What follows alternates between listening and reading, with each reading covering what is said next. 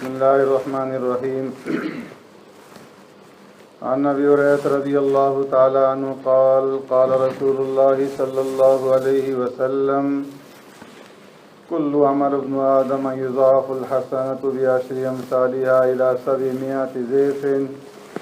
قال الله تعالى إلا الصوم فإنه لي وأنا أجزي به يدع شهوته وطعامه من أجلي. للصائم فرحتان، فرحة عند فطره وفرحة عند لقاء ربه. ولخلوف فم الصائم أطيب عند الله من ريح المسك. وصيام جنة. وإذا كان يوم صوم أحدكم فلا يرفث ولا يسخب، فإن صابه أحد أو قاتله فليقل إني امرؤ صائم. متفق علیہ.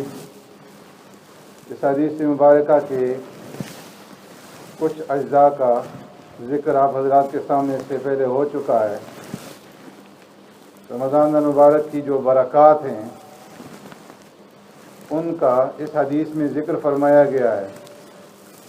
پہلی بات بیان فرمائی گئی کہ امت کے ہر نیک عمل کے بدلے میں 10 گنا اجر و ثواب دیا جائے گا، مگر روزہ اس سے مستثنیٰ ہے.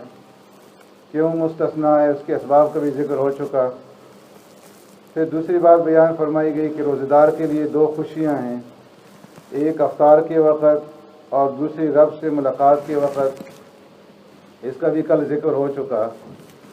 اب آگے فرمایا کہ وَلَخَلُوفُ فَمِ الصَّائِمِ أَطْيَبُ عِندَ اللَّهِ مِن رِّيحِ الْمِسْكِ، کہ روزے دار کے منہ سے جو بو نکلتی ہے اللہ رب العزت کے نزدیک، فرمایا کہ یہ مشک سے زیادہ قیمتی ہے اور زیادہ محبوب اور پسندیدہ ہے.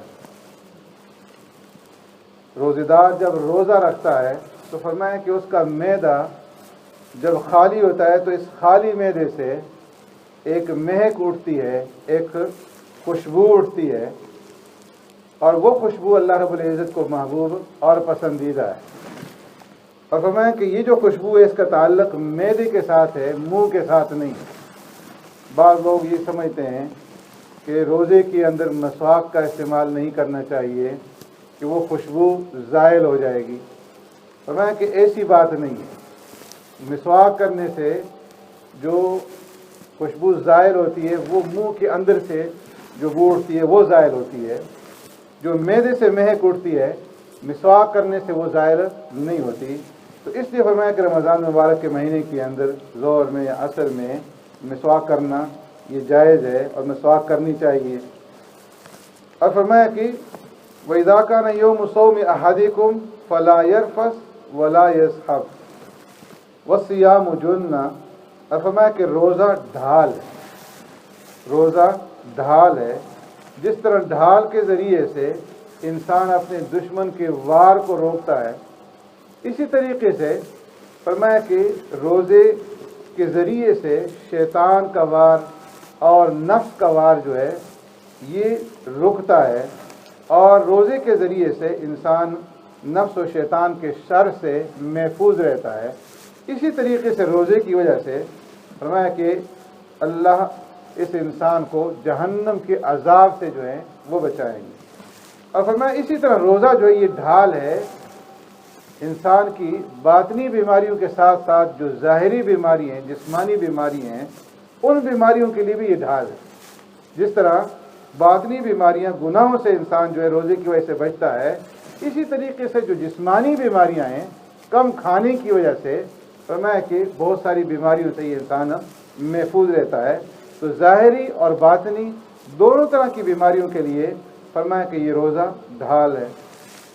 اور فرمایا کہ اذا کان یوم صوم احدکم، جب تم میں سے کسی کا روزہ ہو فلا یرفث ولا یسخب، تو فرمایا کہ روزے کے دوران میں وہ کوئی بیہودہ باتیں نہ کریں اور لہو و لعب والی مجالس کے اندر جو ہے وہ شریک نہ ہوں، گالی گلوچ نہ کریں. فَإِن صَابَهُ أَحَدٌ أَوْ قَاتَلَهُ، اگر کوئی دوسرا اس سے گالی گلوچ کرے یا اس کے ساتھ لڑائی جھگڑا کرنا چاہے تو یہ اس کے ساتھ جو روزے دار ہے یہ لڑے نہیں، جواب میں اس کو گالی گلوچ نہ کرے، اس کو جواب نہ دے، بلکہ خاموشی اختیار کر لے اور یہ کہہ دے فَلْيَقُلْ إِنِّي إِمْرٌ صَائِمٌ کہ بھائی میرا تو روزہ ہے اور میں روزے کی حالت میں تمہارے ساتھ لڑ جھگڑ نہیں سکتا۔ تو اس لیے فرمایا کہ روزے دار کو لڑنے اور جھگڑنے سے اور بیہودہ مجالس سے اپنے آپ کو بچانا چاہیے، اور اگر کوئی دوسرا لڑے تو یہ جواب میں اس کو جواب نہ دے، اتنا کہہ کر کے خاموشی اختیار کر لے کہ میرا تو روزہ ہے۔ یا فرمایا کہ اپنے آپ کو سمجھا دے، اس کو نہ کہے بلکہ اپنے آپ کو سمجھا دے کہ بھائی تمہارا روزہ ہے اور تمہارے لیے مناسب نہیں ہے کہ تم اس کے ساتھ لڑو جھگڑو یا اس کی کسی بری بات کا جو ہے وہ تم جواب دو۔ ایک حدیث میں پیارے پیغمبر صلی اللہ علیہ وسلم نے ارشاد فرمایا کہ روزہ ڈھال ہے لیکن اس وقت تک ہے ما لم یفرق، جب تک کہ اس کو پھاڑ نہ دیا جائے۔ صحابہ اکرام اجمعین نے عرض کیا اے اللہ کے رسول، روزے کے پھاڑنے سے کیا مراد ہے، کیا مطلب ہے؟ تو فرمایا کہ روزے کے پھاڑنے سے مراد یہ ہے کہ انسان جھوٹ بولے اور غیبت کرے، کہ جھوٹ بولنے سے اور غیبت کرنے سے فرمایا کہ انسان کا روزہ جو ہے یہ پھٹ جاتا ہے اور یہ جو ڈھال بنتا ہے اس کی یہ ڈھال ختم ہو جاتی ہے۔ تو اس لیے رمضان المبارک کے مہینے کے اندر خاص طور پر اپنے آپ کو جھوٹ سے اور غیبت سے بچانا چاہیے۔ ہم جو ہے وقت گزارنے کے لیے، ٹائم پاس کرنے کے لیے ایک دوسرے کی غیبت شروع کر دیتے ہیں، ایک دوسرے کی باتیں جو ہے وہ شروع کر دیتے ہیں تاکہ جو ہے وقت گزر جائے، ٹائم پاس ہو جائے۔ حالانکہ فرمایا کہ غیبت جو ہے یہ اپنے بھائی کا گوشت کھانا ہے۔ اللہ رب العزت نے قرآن کریم کے اندر ارشاد فرمایا یا ایھا الذین آمنوا اجتنبوا کثیرا من الظن ان بعض الظن اسم ولا تجسسوا ولا یغتب بعضکم بعضا، بدگمانی نہ کرو اور تجسس نہ کرو، دوسروں کی باتوں کی توہ لگا کر کے ان کی باتیں نہ سنو، ان کے عیوب مت تلاش کرو، ولا یغتب بعضکم بعضا، ایک دوسرے کی غیبت نہ کرو، ایحب احدکم ان یاکل لحم اخیہ میتا فکرہتموہ، فرمایا کہ تم میں سے کوئی آدمی بھی اپنے بھائی کا گوشت کھانا پسند نہیں کرے گا۔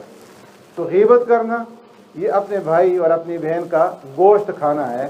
تو اس لیے رمضان المبارک کے مہینے میں جھوٹ سے، غیبت سے اور ہر طرح کی بیہودہ مجالس سے اپنے آپ کو بچائیں۔ اللہ رب العزت ہمیں عمل کرنے کی توفیق عطا فرمائے۔ اللهم ربنا آتنا في الدنيا حسنة وفي الآخرة حسنة وقنا عذاب النار وقنا عذاب القبر وقنا عذاب الحشر وقنا عذاب الدين وقنا عذاب الميزان اللهم إنا نعوذ بك من عذاب جهنم ونعوذ بك من عذاب القبر ونعوذ بك من فتنة المسيح الدجال ونعوذ بك من فتنة المحيا والممات سبحان ربك رب العزة عما يصفون وسلام على المرسلين والحمد لله رب العالمين برحمتك يا أرحم الراحمين۔